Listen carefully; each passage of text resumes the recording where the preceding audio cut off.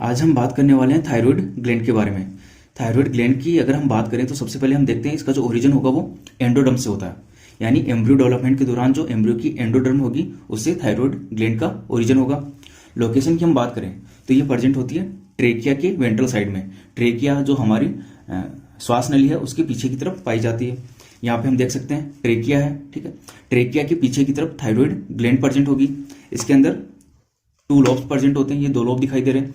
दोनों लोब आपस में इस्थमस के द्वारा जुड़े रहते हैं, ठीक है। 2 लोब होंगे और साथ ही हम बोल सकते हैं इसकी जो शेप होगी वो एच के आकार की या बटरफ्लाई की जैसे इसकी शेप होती है, ठीक है। अब हम बात करें थायराइड ग्लैंड के कंपोजिशन की या स्ट्रक्चर की कि इसके अंदर क्या क्या प्रेजेंट होगा, किस प्रकार से ये बनी होती है। तो सबसे पहले हम देखें थायराइड ग्लैंड के अंदर thyroid follicles and stromal tissues पाए जाते हैं। इस थायराइड ग्लैंड के अंदर थायराइड फॉलिकल्स प्रेजेंट होगी और साथ ही स्ट्रोमल टिश्यूज। तो यहाँ पे हम देख सकते हैं थायराइड ग्लैंड के अंदर ये काफी सारे थायराइड फॉलिकल्स प्रेजेंट है। ये किसकी स्ट्रक्चर है? थायराइड ग्लैंड की। इसके अंदर ये थायराइड फॉलिकल्स प्रेजेंट है और ये जो बीच का पार्ट है वो कहलाएगा स्ट्रोमल टिश्यू। तो थायराइड ग्लैंड किससे बनी होगी? Thyroid follicles and stromal tissues से। साथ ही हम देखें यहाँ पे स्ट्रोमल टिश्यू के अंदर जो स्मॉल सेल लाइक स्ट्रक्चर दिखाई दे रही है, ठीक है, ये क्या होगी? पैराफोलिक्यूलर सेल्स। यानी स्ट्रोमल टिश्यू में थायराइड फॉलिकल्स के अलावा पैराफोलिक्यूलर सेल्स या सी सेल्स भी उनको बोलते हैं, पैराफोलिक्यूलर सेल्स प्रेजेंट है, ठीक है। तो थायराइड ग्लैंड किससे मिलकर बनी होगी? Thyroid follicles and stromal tissues के द्वारा। अब यहाँ पे हम देखें थायराइड फॉलिकल्स की बात करें तो थायराइड फॉलिकल्स के अंदर ये कुछ अंदर सब्सटेंस मटेरियल भरा हुआ है, ठीक है। तो ये जो अंदर इसके अंदर मटेरियल भरा हुआ है वो कहलाता है थायरोग्लोब्यूलिन। थायराइड फॉलिकल्स के अंदर ये जो मटेरियल भरा हुआ है वो कहलाएगा थायरोग्लोब्यूलिन। ये होता क्या है? स्टोर्ड फॉर्म ऑफ थायरोक्सिन, यानी थायरोक्सिन को स्टोर करके रखता है। या हम बोल सकते हैं थायराइड ग्लैंड के जो हॉर्मोन्स है T3 T4 उनको स्टोर करके रखता है कौन? थायरोग्लोब्यूलिन। अब यहाँ पे स्ट्रोमल टिश्यू एक टाइप का कनेक्टिव टिश्यू है, ठीक है। स्ट्रोमल टिश्यू थायराइड फॉलिकल्स और साथ में ही पैरा फॉलिकुलर सेल्स। अब यहाँ पे ये तो कंप्लीट जो पार्ट हो गया वो हो गया थायराइड फॉलिकल्स का, और जो एक एक स्ट्रक्चर दिखाई दे रही है हम उनको बोल सकते हैं फॉलिकुलर सेल्स। ये होगी थायराइड फॉलिकल और जो ये एक एक सेल दिखाई दे रही है वो फॉलिकुलर सेल्स। तो थायराइड ग्लैंड के अंदर क्या होगा? थायराइड फॉलिकल्स प्रेजेंट होगी। थायराइड फॉलिकल्स में थायरोग्लोब्यूलिन प्रेजेंट होगा। ये क्या होगा? Stored form of thyroxine T4 and T3। T3 और T4 स्टोर करके रखे जाते हैं थायरोग्लोब्यूलिन के अंदर या थायराइड फॉलिकल्स के अंदर। थायरोग्लोब्यूलिन प्रेजेंट कहाँ पे होगी? Present in the lumen of thyroid follicle, यानी थायराइड फॉलिकल्स के अंदर थायरोग्लोब्यूलिन प्रेजेंट होती है। नेक्स्ट हम बात करें इन स्ट्रक्चर की बात कर रहे थे, ये क्या कहलाती है? Parafollicular cells. Parafollicular cells या सी सेल्स भी बोलते हैं। क्यों? क्योंकि ये क्या करती है? कैल्सिटोनिन हार्मोन सीक्रेट करती है। थायराइड जो फॉलिकल्स है वो तो क्या करेगी? T4 T3 सीक्रेट करेगी। जो पैरा फॉलिकुलर सेल्स है वो क्या करेगी? कैल्सिटोनिन हार्मोन सीक्रेट करेगी। तो हम कंप्लीट थायराइड ग्लैंड की बात करें तो थायराइड ग्लैंड के द्वारा T3 T4 and calcitonin hormone secrete किए जाते हैं। तो 3 टाइप के हार्मोन सीक्रेट किए जाते हैं किसके द्वारा? थायराइड ग्लैंड के द्वारा।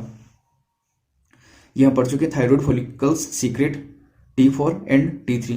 T4 को क्या बोलेंगे? टेट्रा आयोडोथायरोनिन और T3 को ट्राई आयोडोथायरोनिन। ये क्या होता है? Derivatives of tyrosine amino acid, यानी किससे मिलकर बने होंगे? टायरोसिन अमाइनो एसिड से।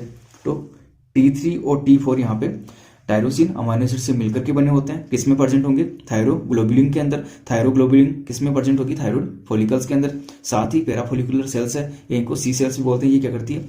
कैल्सिटोनिन हार्मोन सीक्रेट करती है, या इनको थायरोकैल्सिटोनिन TCT भी बोल सकते हैं। अब यहाँ पे हम बात करेंगे जो थायरोक्सिन हार्मोन है उसका सिंथेसिस किस प्रकार से होगा। थायराइड ग्लैंड के अंदर या जो थायराइड फॉलिकल्स है थायराइड ग्लैंड में उनके द्वारा थायरोक्सिन T3 T4 किस प्रकार से सिंथेसाइज किए जाएंगे ये देखते हैं। तो यहाँ पे हम बात कर रहे थे थायराइड फॉलिकल्स की। तो ये क्या है? एक फॉलिकुलर सेल। ये कंप्लीट थायराइड फॉलिकल की हमने बात की थी, उसके अंदर एक ये फॉलिकुलर सेल्स है। यहाँ पे देखते हैं फिर से, ये क्या है? थायराइड फॉलिकल, ठीक है। इनके जो एक एक सेल्स है ये क्या है? Thyroid follicular cells. ये क्या करती है? इंपॉर्टेंट रोल प्ले करती है थायरोक्सिन या T3 T4 हार्मोन के सिंथेसिस में। तो यहाँ पे हम केवल एक फॉलिकुलर सेल्स की बात कर रहे हैं। तो ये क्या आ गई, फॉलिकुलर सेल्स थायराइड फॉलिकल्स का एक पार्ट है। अब यहाँ पे क्या होगा, जो फॉलिकुलर सेल्स है उनके पास में ब्लड वेसल्स भी प्रेजेंट होगी। थायराइड ग्लैंड के अंदर जो थायराइड फॉलिकल्स है उनके पास में ब्लड वेसल्स प्रेजेंट होगी। तो यहाँ पे क्या है, ये फॉलिकुलर सेल्स और इसके साथ ही ब्लड वेसल्स अटैच है।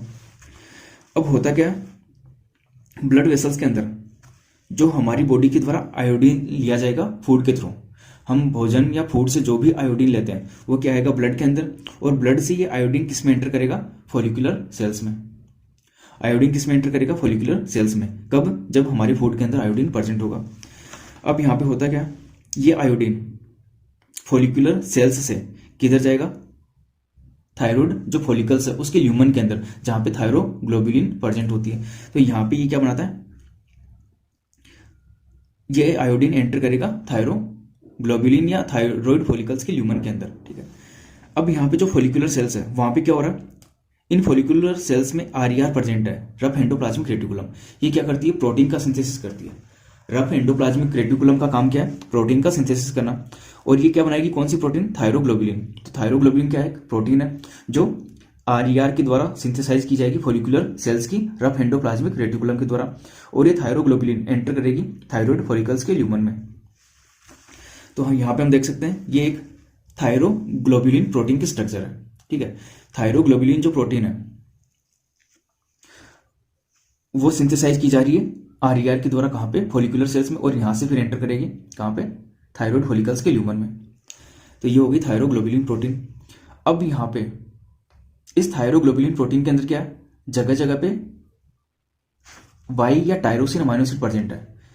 थायरोग्लोबुलिन प्रोटीन के अंदर क्या है, बार बार टायरोसिन अमाइनो एसिड यहाँ पे रिपीट हो रहे हैं, तो टायरोसिन अमाइनो एसिड प्रेजेंट है।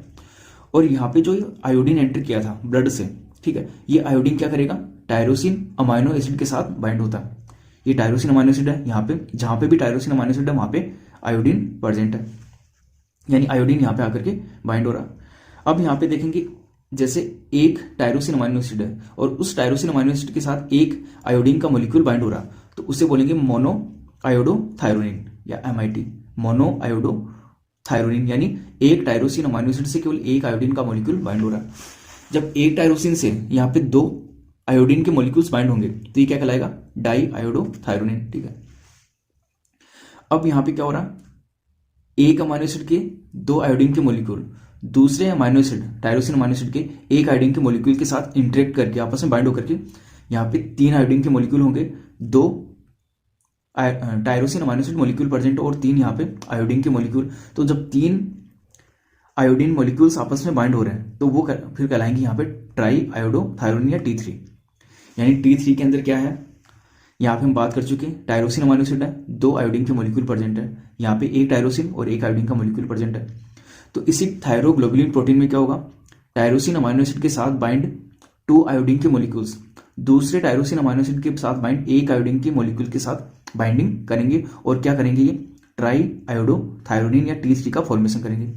इसी प्रकार से हम देख सकते हैं एक आयोडीन मॉलिक्यूल के साथ बाइंड दो आयोडीन के मॉलिक्यूल दूसरे टायरोसिन अमाइनो एसिड के साथ बाइंड टू आयोडीन मॉलिक्यूल्स के साथ बॉन्डिंग करेंगे और ये बाइंड होंगे क्या बनाएंगे, T4 या टेट्रा आयोडोथायरोनिन। यानी यहाँ पे क्या प्रेजेंट है, एक साथ चार आयोडीन प्रेजेंट है, यहाँ पे तीन आयोडीन प्रेजेंट है, तो ये चारों आयोडीन मिलकर के बनाएंगे टेट्रा आयोडोथायरोनिन या T4। तो T4 के अंदर हमेशा चार आयोडीन मॉलिक्यूल्स प्रेजेंट होते हैं, T3 के अंदर 3 आयोडीन मॉलिक्यूल्स प्रेजेंट होंगे। तो जो ग्लोबुलिन प्रोटीन है उसके अंदर क्या होता है, एक तो मोनो आयोडोथायरोनिन MIT और एक DIT डाई आयोडोथायरोनिन मिलकर के क्या बनाते हैं, T3। और साथ ही DIT यानी डाई आयोडोथायरोनिन, यहाँ पे हम देख सकते हैं डाई आयोडोथायरोनिन के दो मॉलिक्यूल मिलकर के आपस में T4 का फॉर्मेशन करते हैं। अब यहाँ पे हम देखें थायरोग्लोबुलिन के अंदर या जो थायराइड फॉलिकल्स के अंदर या थायराइड ग्लैंड के अंदर सबसे ज्यादा जो प्रोड्यूस किया जाता है वो T4 प्रोड्यूस किया जाता है। T4 80% इसकी अमाउंट होती है और 20% अमाउंट में T3 प्रोड्यूस किया जाएगा। तो सबसे हाई अमाउंट में जो होगा वो T4 होगा और 20% केवल T3, लेकिन जो मोस्ट एक्टिव फॉर्म है वो है T3 मोस्ट एक्टिव फॉर्म है थायराइड ग्लैंड के द्वारा जो हार्मोन सीक्रेट किए जाते हैं T3 और T4 में से, और सबसे ज्यादा जो सीक्रेट किया जाएगा 80% वो होगा T4। तो T3 ओनली 20%, T4 80% सीक्रेट किया जाता है। मोस्ट एक्टिव जो फॉर्म होगी वो होगी T3। अब यहाँ पे हम देखें, यानी थायराइड जो हार्मोन है, ठीक है, थायराइड ग्लैंड की जो हार्मोन है थायरोक्सिन T3 T4, उनका सीक्रेशन किस प्रकार से इंड्यूस होगा। तो सबसे पहले तो हम बात करें हाइपोथैलेमस की, हम बात कर चुके हैं पिट्यूटरी ग्लैंड के अंदर। हाइपोथैलेमस क्या करता है, TRH यानी TSH releasing hormone, thyroid stimulating releasing hormone, ठीक है, ये रिलीज करेगा हाइपोथैलेमस। और ये हार्मोन क्या करेगा, एंटीरियर पिट्यूटरी ग्लैंड को एक्टिवेट करता है थायराइड स्टिमुलेटिंग हार्मोन सीक्रेट करने के लिए। यानी सबसे पहले तो हाइपोथैलेमस से TRH रिलीज होगा और ये TRH एक्टिवेट करेगा एंटीरियर पिट्यूटरी ग्लैंड को, और ये एंटीरियर पिट्यूटरी सीक्रेट करेगी TSH थायराइड स्टिमुलेटिंग हार्मोन। अब ये हार्मोन क्या करेगा, ब्लड के थ्रू कहाँ पे पहुंचेगा, थायराइड ग्लैंड के पास। तो यहाँ पे हम देख सकते हैं ये फॉलिकुलर सेल्स है थायराइड ग्लैंड के अंदर, उन पे रिसेप्टर प्रेजेंट है TSH के। ये क्या है, रिसेप्टर है किसके, TSH थायराइड स्टिमुलेटिंग हार्मोन के रिसेप्टर प्रेजेंट है। तो यहाँ पे ये क्या बाइंड हो रहा है, TSH बाइंड हो रहा है। TSH के बाइंड होती है क्या होगा, थायराइड फॉलिकुलर जो सेल्स है वो एक्टिवेट होगी और T3 T4 का सिंथेसिस स्टार्ट करेगी। अब यहाँ पे क्या होगा, ये जो थायरोग्लोबुलिन है इसके अंदर जो T3 और T4 का सिंथेसिस हो रहा है। अब क्या किया जाएगा, इस पूरी थायरोग्लोबुलिन प्रोटीन को इसका ब्रेकडाउन किया जाएगा, इसको कट किया जाएगा T3 और T4 के अंदर, यानी स्मॉल फ्रेगमेंट्स में इसको कट किया जाएगा। तो होगा कैसे, ये अब थायरोग्लोबुलिन प्रोटीन फिर से एंटर करेगी फॉलिकुलर सेल्स में। फॉलिकुलर सेल्स में थायरोग्लोबुलिन प्रोटीन का डाइजेशन होगा या इसका ब्रेकडाउन होगा, और क्या होगा, छोटे छोटे थायरोग्लोबुलिन के फ्रेगमेंट्स प्रोड्यूस होंगे, इनके अंदर T3 और T4 भी प्रेजेंट होगा। अब यहाँ से क्या होगा, ये T3 और T4 जैसे यहाँ से ये पार्ट डाइजेस्ट हो गया, यानी T4 अलग रिलीज हो गया, T3 अलग रिलीज हो गया। तो यहाँ पे T3 और T4 के जो फ्रेगमेंट्स है वो फॉलिकुलर सेल से एंटर करेंगे कहाँ पे, ब्लड वेसल्स के अंदर, और ब्लड वेसल्स से फिर ये T3 T4 क्या करेंगे, पूरी बॉडी पार्ट्स को या टारगेट जो भी बॉडी पार्ट है उस पर अपना रेस्पॉन्स शो करेंगे। अच्छा, T3 और T4 का जो ट्रांसपोर्टेशन है वो किसकी हेल्प से होगा, थायरोक्सिन बाइंडिंग ग्लोबुलिन की हेल्प से, ठीक है। तो यहाँ पे ये क्या है, TBG मॉलिक्यूल्स है, यानी थायरोक्सिन बाइंडिंग ग्लोबुलिन के मॉलिक्यूल्स है, थायराइड को बाइंड करने वाले मॉलिक्यूल्स है, इनके ट्रांसपोर्टेशन में हेल्प करने वाले मॉलिक्यूल। क्यों, क्योंकि ये क्या होते हैं, T3 T4 lipid soluble molecules होते हैं, और ब्लड के अंदर क्या होगा, वाटर की प्रेजेंस में ब्लड के अंदर ये अपने आप ट्रांसपोर्ट नहीं हो सकते, इसलिए क्या होंगे, TBG से ये बाइंड होंगे और TBG की हेल्प से इनका ट्रांसपोर्टेशन होगा। तो ब्लड में क्या होता है, in the blood bind with TBG and transport, blood के अंदर T3 T4 TBG से बाइंड होंगे और इनका फिर ट्रांसपोर्टेशन होगा, ठीक है। तो ये हो गया सिंथेसिस ऑफ थायरोक्सिन। अब इसके बाद हम बात करें जो थायरोक्सिन है उसका फंक्शन क्या होगा, यानी हमारी बॉडी के अंदर काम क्या करेगा। तो थायरोक्सिन के फंक्शन की बात करें तो सबसे पहले तो ये क्या करेगा, इंक्रीज बेसल मेटाबॉलिक रेट, यानी जो BMR है, बॉडी BMR को इंक्रीज करता है, बेसल मेटाबॉलिक रेट को इंक्रीज करता है कौन, थायरोक्सिन हार्मोन। BMR क्या होगी, amount of oxygen consumed per unit body weight per unit time, किसी एक टाइम पर हमारे पर यूनिट बॉडी वेट के द्वारा कंज्यूम की जाने वाली ऑक्सीजन की अमाउंट कहलाएगी BMR। यानी अगर बॉडी वेट ज़्यादा है किसी का तो उसके द्वारा ऑक्सीजन भी उतनी ही ज़्यादा कंज्यूम की जाएगी, और ऑक्सीजन कंज्यूम जितनी ज़्यादा कंज्यूम की जाएगी तो BMR उतनी ही ज़्यादा होगी। तो BMR की बात करें तो ये क्या होगा, बॉडी वेट बढ़ने के साथ साथ BMR क्या होती जाती है, कम होती जाती है। यानी अगर बॉडी वेट बढ़ेगा तो BMR कम होगी, बॉडी वेट कम होगा तो BMR हाई होगी, ठीक है। यानी BMR क्या होगा, amount of oxygen consumed per unit body weight per unit time. तो जितना ज़्यादा बॉडी का वेट होगा उतनी ही BMR बेसल मेटाबॉलिक रेट कम होगी, बॉडी वेट जितना कम होगा BMR उतनी ही हाई होगी। तो BMR इंक्रीज करने का काम कौन करता, थायरोक्सिन हार्मोन। यानी अगर थायरोक्सिन हार्मोन का सीक्रेशन ज़्यादा होगा तो बॉडी का वेट भी कम होगा, थायरोक्सिन हार्मोन कम सीक्रेट होगा तो बॉडी वेट हाई होगा। यानी थायरोक्सिन हार्मोन इंक्रीज होने पे BMR बढ़ेगी, BMR बढ़ेगी तो क्या होगा, फिर बॉडी वेट कम होगा। यहाँ पे BMR कम होगी तो बॉडी वेट फिर ज़्यादा होगा। BMR इंक्रीज होगी तो कार्बोहाइड्रेट प्रोटीन लिपिड मेटाबॉलिज्म भी बॉडी के अंदर क्या होगा, इंक्रीज होगा। हमारी बेसल मेटाबॉलिक रेट इंक्रीज होगी तो हमारी बॉडी के अंदर क्या होगा, कार्बोहाइड्रेट का, प्रोटीन का और लिपिड का मेटाबॉलिज्म भी क्या होगा, इंक्रीज हो जाएगा।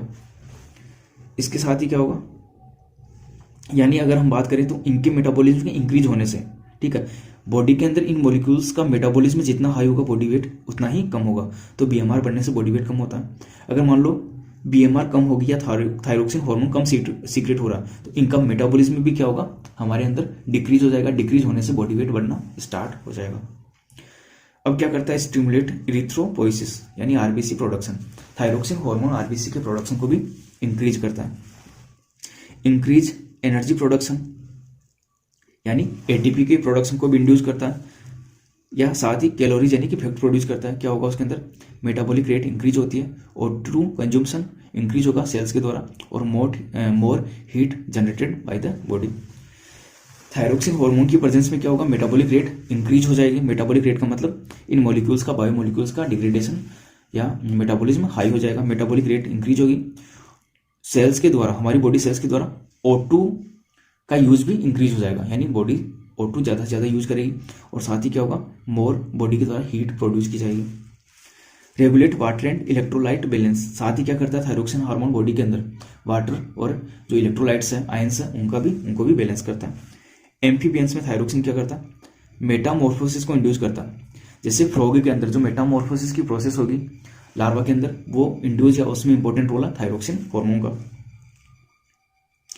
साथ ही ये क्या करता है, फिजिकल ग्रोथ, मेंटल ग्रोथ और रिप्रोडक्टिव ग्रोथ के लिए भी रेस्पॉन्सिबल है। थायरोक्सिन हार्मोन किसी भी पर्सन की फिजिकल ग्रोथ, मेंटल ग्रोथ और रिप्रोडक्टिव ग्रोथ के लिए भी यहाँ पे रेस्पॉन्सिबल होगा। अब यहाँ पे हम बात करते हैं थायराइड हार्मोन के डिसऑर्डर्स के बारे में। डिसऑर्डर्स की बात करें तो थायराइड हार्मोन की, थायराइड जो ग्लैंड है उसके द्वारा अगर T3 T4 का सीक्रेशन हाई होता है या लो होता है, तो उन कंडीशन में बॉडी पे क्या इफेक्ट होगा। तो सबसे पहले अगर हम देखते हैं हाइपोथायरॉयडिज्म, यानी अगर बॉडी के द्वारा या थायराइड ग्लैंड के द्वारा थायरोक्सिन का सीक्रेशन डिक्रीज हो जाता है, ठीक है, थायरोक्सिन का सीक्रेशन डिक्रीज होने पे क्या होगा, डिफरेंट टाइप के डिसऑर्डर्स प्रोड्यूस होंगे। तो यहाँ पे हम देखेंगे थायरोक्सिन की कम सीक्रेट होने से बॉडी के अंदर या हाइपोथायरॉयडिज्म की कंडीशन में बॉडी पे क्या क्या इफेक्ट होगा, क्रिएटिनिज्म प्रोड्यूस होगी, मिक्सिडीमा, हाशिमोटो डिजीज और सिंपल गोइटर। अब इसके अंदर होगा क्या देखते हैं। क्रिएटिनिज्म में क्या होता है, थायरोक्सिन डिक्रीज ड्यूरिंग प्रेगनेंसी, यानी प्रेग्नेंट फीमेल के अंदर प्रेगनेंसी के दौरान थायरोक्सिन हार्मोन डिक्रीज होने से क्रिएटिनिज्म डिजीज प्रोड्यूस होती है। इसमें होगा क्या, defective development and maturation of growing baby. जो एम्ब्रियो डेवलप हो रहा है प्रेग्नेंट फीमेल के अंदर, उसका जो डेवलपमेंट और मेच्योरेशन है वो क्या होगा, डिक्रीज हो जाएगा या डिफेक्टिव होगा। जो एम्ब्रियो है वो कंप्लीटली मेच्योर और डेवलप नहीं हो पाएगा। इस कंडीशन में यानी जो इमेच्योर ग्रोइंग बेबी है, एम्ब्रियो है, ठीक है, या जो बेबी ग्रो हो रहा है वो कहलाते हैं क्रिटीन्स। उसी के बेस पे नाम क्या दिया गया है, क्रिटिनिज्म, इसको disease. Physical, mental, reproductive growth क्या हो जाएगी, रुक जाएगी इस हार्मोन के क्रिटिनिज्म डिजीज के अंदर, या हार्मोन कम सीक्रेट होने से, थायरोक्सिन की कम सीक्रेशन से प्रेगनेंसी के दौरान। लो आईक्यू होगा बच्चे का, स्किन थिक होगी, डीप म्यूटिज्म या प्रोड्यूस हो सकता है। इसमें क्या होगा, डीप एंड डम्प होगा। जो भी प्रोजेनी प्रोड्यूस होगी या जो भी बेबी होगा वो डीप एंड डम्प होगा, वो कहलाता है डीप म्यूटिज्म। तो ये क्रिएटिनिज्म डिजीज प्रेगनेंसी के दौरान थायरोक्सिन कम सीक्रेट होने के कारण होती है, इनके सिम्टम्स हो गए। अब नेक्स्ट बात करें मिक्सिडीमा डिजीज, या इसको गर्ल्स डिजीज भी बोलते हैं। Thyroxine decrease during adult stage, adult stage के दौरान थायरोक्सिन कम सीक्रेट होने से मिक्सिडीमा डिजीज प्रोड्यूस होती है। वुमन के अंदर क्या होगा, कोज इरेगुलर मेंस्ट्रुअल साइकिल को डिस्टर्ब करेगा। एडिमा ऑफ फेशियल टिश्यूज में एडिमा या स्वेलिंग प्रोड्यूस करेगा, साथ ही ओबेसिटी प्रोड्यूस करेगा। बीएमआर डिक्रीज हो जाएगी, हमने बात की थी थायरोक्सिन हार्मोन जितना ज़्यादा सीक्रेट होगा बीएमआर उतनी ही ज़्यादा इंक्रीज होगी। तो यहाँ पे क्या होगा, बेसल मेटाबॉलिक रेट भी एडल्ट के अंदर डिक्रीज हो जाएगी। नेक्स्ट है हाशिमोटो डिजीज, ये क्या है, एक ऑटो इम्यून डिसऑर्डर है, ठीक है। इसमें क्या होगा, एंटीबॉडीज प्रोड्यूस्ड अगेंस्ट थायराइड विच डिग्रेड थायराइड ग्लैंड। यहाँ पे क्या होता है, हाशिमोटो डिजीज में हमारी बॉडी के अंदर थायराइड जो ग्लैंड है उसके अगेंस्ट बॉडी के अंदर एंटीबॉडी बनना स्टार्ट हो जाती है, और वो एंटीबॉडी थायराइड ग्लैंड को डिग्रेड करती है, जिससे क्या होगा, थायराइड ग्लैंड के डिग्रेड होने से थायरोक्सिन हार्मोन का भी सीक्रेशन कम हो जाएगा, और ये कंडीशन कहलाएगी हाशिमोटो डिजीज। या इस डिजीज को सुसाइड ऑफ थायराइड भी बोलते हैं। हाशिमोटो डिजीज को सुसाइड ऑफ थायराइड ग्लैंड भी बोलते हैं।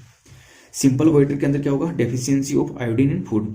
अगर हमारे फूड के अंदर आयोडीन की डेफिशिएंसी है तो उस कंडीशन में सिंपल गोइटर प्रोड्यूस होगा। इसमें क्या होता है, थायराइड ग्लैंड एनलार्ज हो जाती है। थायराइड ग्लैंड क्या होगी, के अंदर स्वेलिंग आ जाएगी, या थायराइड ग्लैंड जो है उसकी साइज इंक्रीज होने लगेगी। किसमें, सिंपल गोइटर के अंदर। होगा कैसे, फूड के अंदर आयोडीन की ऑब्सेंस में। नेक्स्ट लास्ट है स्पोरोडिक गोइटर। इसमें ये क्या है, एक जेनेटिक डिजीज है, mutation in the thyroxine gene. Thyroxine gene में म्यूटेशन के कारण स्पोरोडिक गोइटर प्रोड्यूस होगी, यानी थायरोक्सिन का जो जीन है वही डिफेक्टिव प्रोड्यूस होगा। इस कारण से जो थायरोग्लोबुलिन प्रोटीन है उसका प्रॉपर सिंथेसिस नहीं हो पाएगा और T3 T4 भी नहीं बन पाएंगे। तो ये डिजीज है थायराइड हाइपोथायरॉयडिज्म के कारण।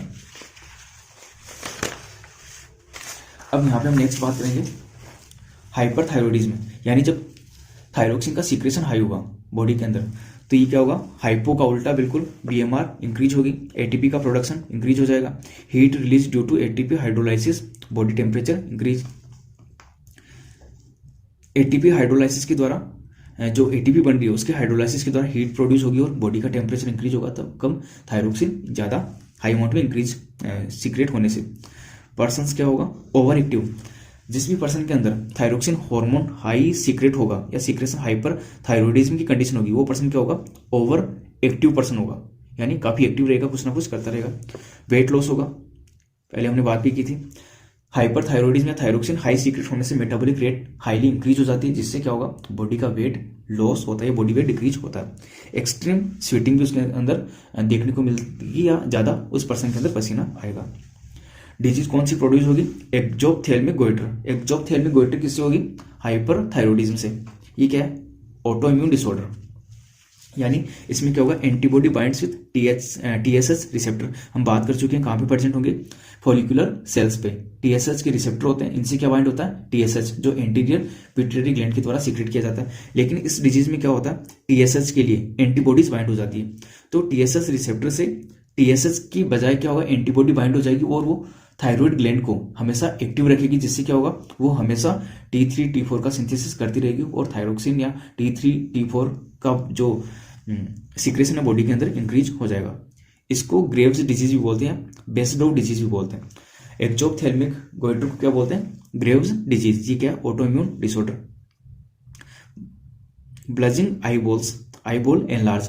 तो इसके अंदर क्या होता है, एक्जोप्थेल्मिक गोइटर के अंदर आई जो बॉल्स हैं वो एनलार्ज हो जाती है, या जो आंखें वो बाहर निकली हुई दिखाई देती है, आंखें काफी बड़ी बड़ी दिखाई देती है। नेक्स्ट इसमें टॉक्सिक एडिनोमा या प्लमर्स डिजीज। इसमें क्या होगा, tumours in the thyroid gland.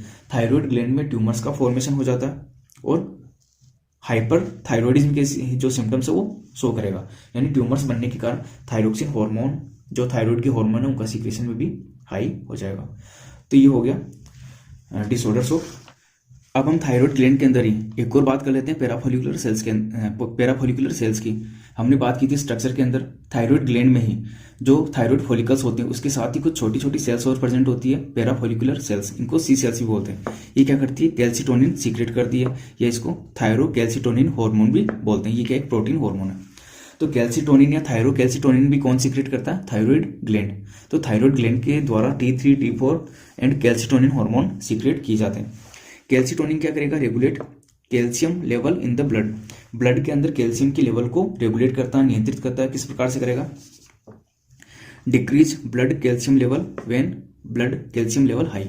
जब हमारी बॉडी के अंदर कैल्शियम का लेवल हाई होने लगता है तो उस कंडीशन में पैराफोलिकुलर सेल्स के द्वारा सीक्रेट कैल्सिटोनिन हार्मोन क्या करेगा, ब्लड के अंदर कैल्शियम का लेवल डिक्रीज करता है। इस कारण से इसको हाइपोकैल्सिमिक हार्मोन भी बोलते हैं। हाइपोकैल्सिमिक का मतलब ब्लड के अंदर कैल्शियम का लेवल डिक्रीज करने वाला hormone.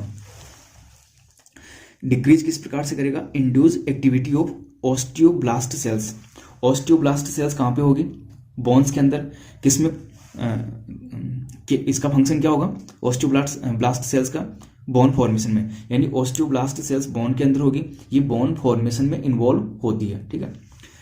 Mineral deposition in the bones, bones के अंदर जो मिनरल्स का डिपोजिशन किया जाएगा वो ऑस्टियोब्लास्ट सेल्स के द्वारा किया जाएगा। तो ये ऑस्टियोब्लास्ट सेल्स को एक्टिवेट करेगा कौन, calcitonin hormone. Inhibit activity of osteoclast cells. तो ये दोनों सेल्स किस में प्रेजेंट होगी, बोन्स के अंदर। ऑस्टियोब्लास्ट मतलब बनाना, बोन्स को बनाती है। ऑस्टियोक्लास्ट मींस काटना, बोन्स को काटती है, यानी ये क्या होती है, फेगोसाइटिक सेल्स होती है जो बोन डीफॉर्मेशन में इन्वॉल्व होती है, या बोल सकते हैं डी मिनरलाइजेशन करती है, बोन्स से मिनरल्स को बाहर निकालती है। ऑस्टियोब्लास्ट सेल्स डिपॉजिट करती है, जमा करती है। Increase elimination of extra blood calcium through nephron, साथ ही कैल्सिटोनिन क्या करेगा, नेफ्रॉन्स को एक्टिवेट करेगा, जिससे एक्स्ट्रा जो कैल्शियम है ब्लड के अंदर वो नेफ्रॉन या यूरिन के थ्रू भी बाहर, बॉडी से बाहर रिलीज कर दिया जाएगा। तो इस प्रकार से पैराफोलिकुलर सेल्स के द्वारा सीक्रेट कैल्सिटोनिन हार्मोन ब्लड के अंदर ब्लड जो कैल्शियम लेवल है उसको रेगुलेट करता है, यानी ब्लड के अंदर कैल्शियम लेवल को डिक्रीज करता है जब बॉडी में कैल्शियम का लेवल हाई होने लगता है। तो ये हो गया parafollicular cells of thyroid gland.